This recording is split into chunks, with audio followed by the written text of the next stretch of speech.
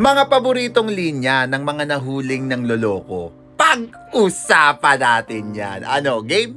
Tara, let's start! Kung naloko ka na o maloloko pa lang, ito yung mga linya na maririnig mo pag nahuli mo ang jowa mo. Unang linya, hindi mo to naiintindihan.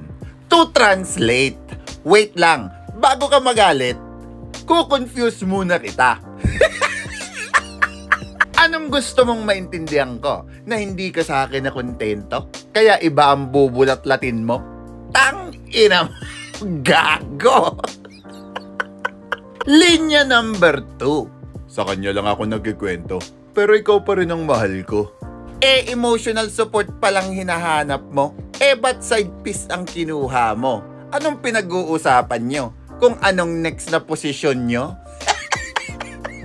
Linya number 3. Kaya ako lang to ginawa kasi sobrang nasasaktan na ako. Ay, iba na pala yung coping mechanism ngayon. Imbis na mata yung umiyak, tits na.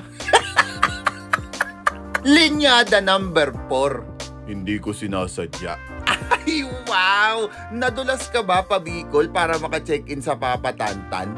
Nadulas rin ba yung pantalon mo para mahubad? Linya number 5. Ikaw ang mahal ko. Siya, katawan lang. Okay, so may heart and body separation pala ngayon. So ako, love mo. Pero yung body mo, freelancer. Linya number 6. Hindi mo kasi ako pinapansin eh. 10 minutes ka lang hindi na-replyan, may iba ka nang pinapasukan. Ano yan? Kulang sa pansin? O sobra sa libog? Pick one. Linya number 7. Bigla lang nangyari.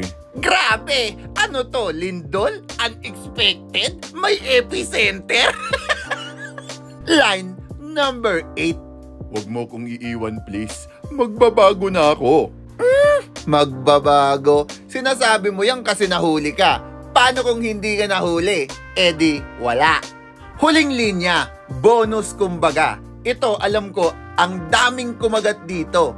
Kung mahal mo ko, papatawarin mo ko. Hala, gagaslightin mo pa. Ano to? Love equals stupidity na ngayon? Huwag nga ako. Che! Gago!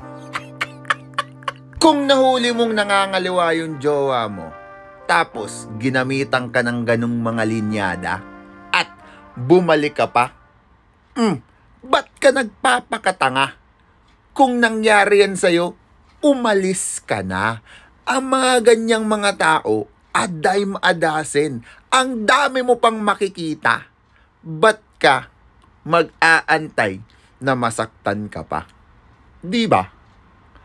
Peace out.